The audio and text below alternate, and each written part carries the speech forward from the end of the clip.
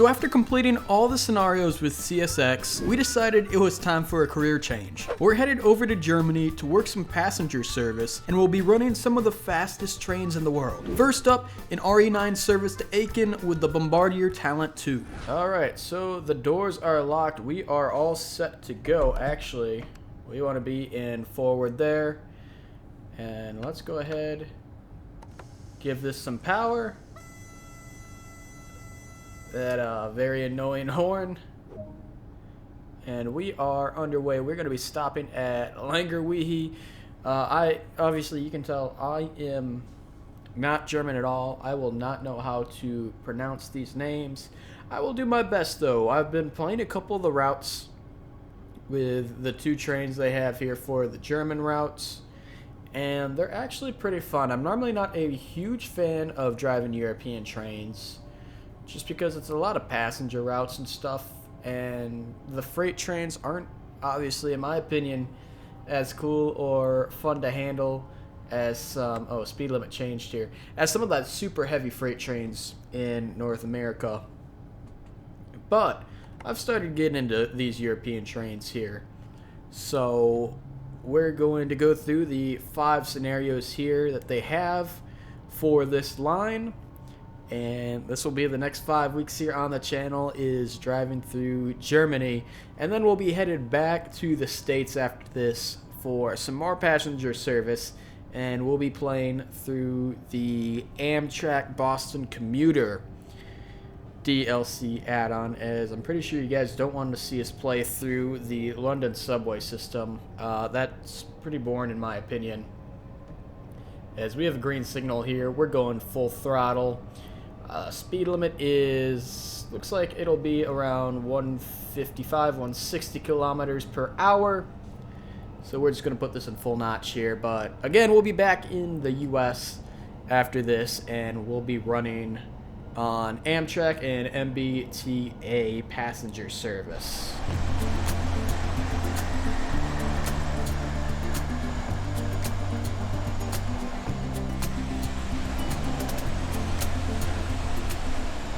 So we're coming up to our first stop at the station here in just under 3 kilometers, and I'm really going to try my best here to see if we can stick to the time limit, as we're giving at about 1 minute and 15 seconds to be there. We'll see if we can pull in on time to Langerwehe.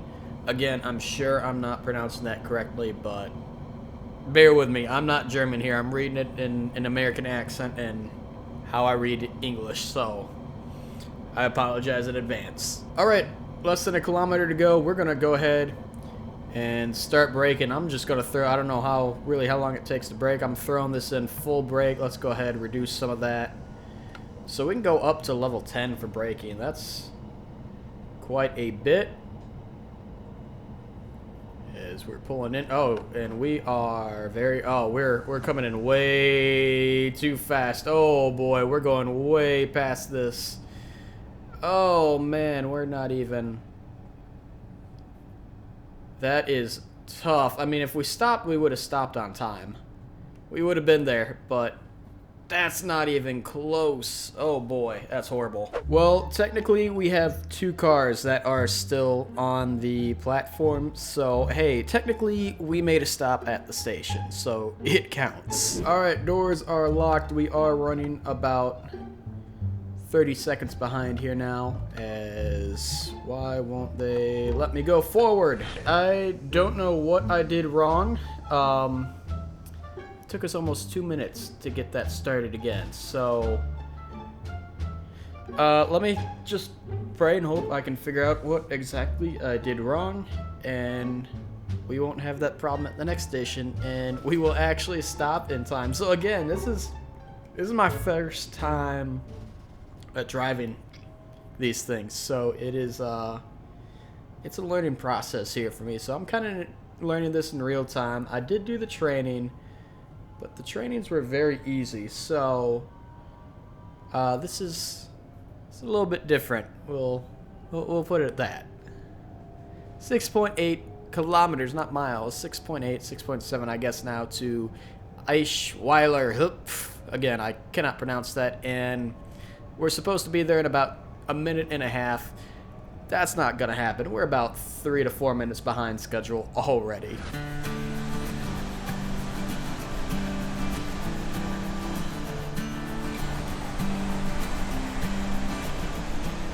Alright, so we got to stop in 3.4 kilometers, and the speed limit is going to jump down to 60 kilometers. Before that, in 2.4 kilometers. So we're just going to go ahead, throw this in idle here. And as we are going up 0.7% grade here, just kind of let gravity take us down. And hope we can just kind of coast our way down to that speed limit so we don't have to brake too much and then just lose the momentum we have going for us. Actually, we're going to go ahead and just apply the first level of brake here. Try to bring us down a little quicker as we're about a kilometer away here from the speed limit change. Let's go ahead, throw this into 3 as that number will drop pretty quickly. We got to slow down for our stop coming up anyway, and yeah, we're still not. Let's go ahead, let's drop that. So what I don't want to do is have to go into 10 because I think 10 is the emergency. So again, let's drop it to 3, and there we go, we're down to 60. Up to notch 1 to just try to keep our momentum going, and we are all set. Alright, so we are approaching Eschweiler. We're going to start throwing this into some braking here. I don't want 4, that's a little too much. I wanted to get into 2 here. And let's go ahead, bring that back out because we still have a bit to go. We are going uphill too. So actually, let's give it a little throttle here, just at notch 1, or I guess they call it 5%.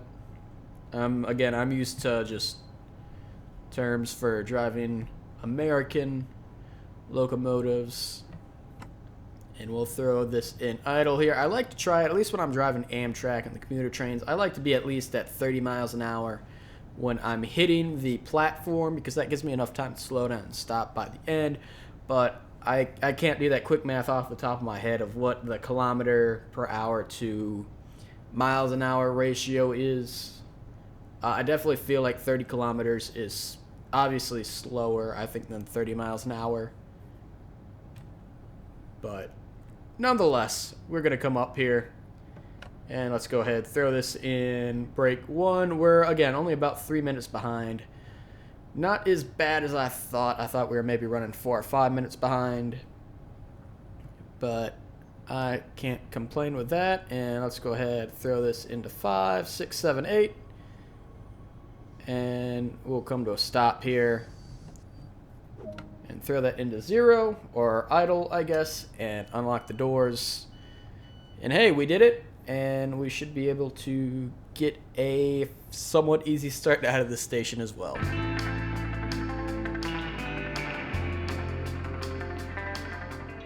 Alright, time to lock the doors, right side.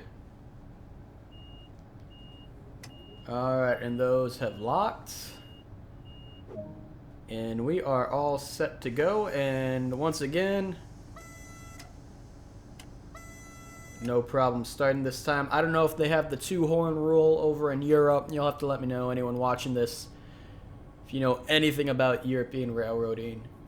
But at least in America, it's always 2 short blasts of the horn before you leave or you pull out or start moving. So I will just do that here as well, even though the horn, in my opinion, sounds extremely wimpy. Like, that doesn't sound like a train to me. But nonetheless, we are underway and stopping at Stolberg. I'm assuming Hupf is like some abbreviation for station in German or something like that. But we got just over 3 kilometers to go, and we will be there. We're already minute past when we were supposed to be there, but we're still pretty close to schedule. I will say the one thing about driving these European routes I've noticed, and I've only done 1 European route so far that's been obviously here in Germany, the scenery and just the landscape around the railroads have looked amazing. It's so beautiful, very different from the scenes we've drove on And the sand patch grade, very different obviously than what we're going to see when we're driving the Boston commuters. It's very refreshing just to see really nice, pretty scenery here driving these trains. Alright, and again, a little late here, starting to break. But maybe actually we are starting to break at the right time. As let's go ahead, throw this into 9. Coming up here into the station, just over 200 meters. Maybe this was the right braking actually. Okay, that definitely was, as we definitely have the train under control here. I'm saying definitely a lot. And we can just slowly roll to a stop here. Let's slow it a little more. Throw this into 3, 4. I'd like to try to get down to 15 here. Up to 6, and then we're actually a little short. But let's go ahead, just stop it there. Now we can open up the doors.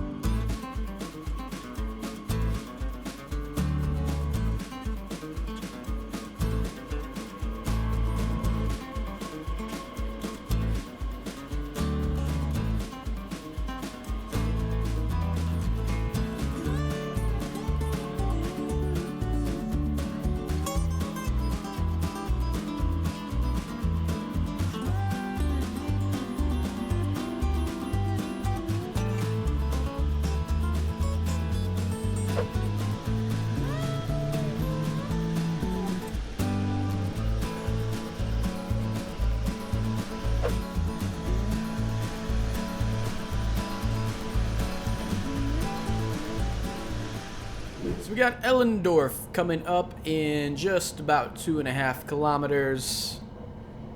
And we are still running a little further behind. We're starting to push 5 minutes now, but again, first time running this, I'm not going to complain with only running 5 minutes behind schedule. Alright, and once again, I realized a little too late how quickly these really come up on you.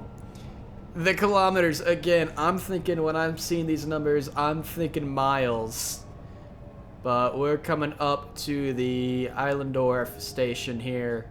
We're slowing down. There we go. Thankfully, I caught it in time.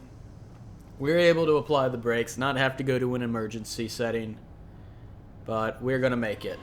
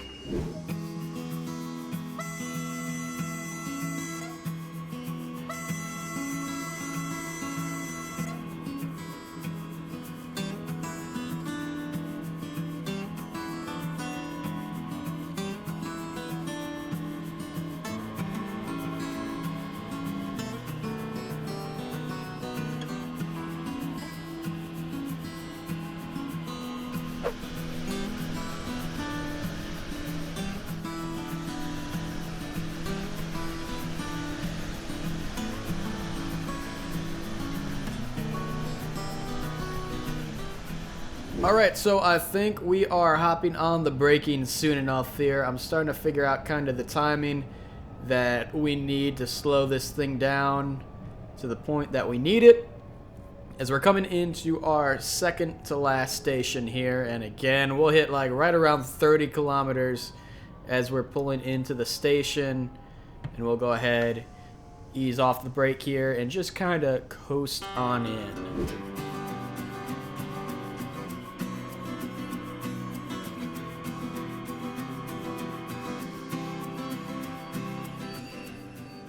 Alright, so unlock the left doors here. Just gotta let those passengers load in, and then after we load them in, we're headed off to our final stop on this run, and we'll have completed this first scenario. Alright, so there we go. Let's go ahead, pull. So there we go. Let's go ahead, pull out of the station here. We're headed to Aachen. Again, no idea how to pronounce that. I'm sorry if I'm pronouncing it horribly wrong. But this will be our last station. And something I have to say about these scenarios, obviously compared to like the US freight ones, even some of the Amtrak ones. I've played through the entire Amtrak DLC with Boston Commuter already.